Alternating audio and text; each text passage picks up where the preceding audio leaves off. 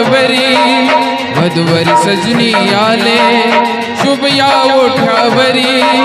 सुख शांतीची ज्ञान गुणांची वचने घेई हातावरी सुख शांतीची ज्ञान गुणांची वचने घेई हातावरी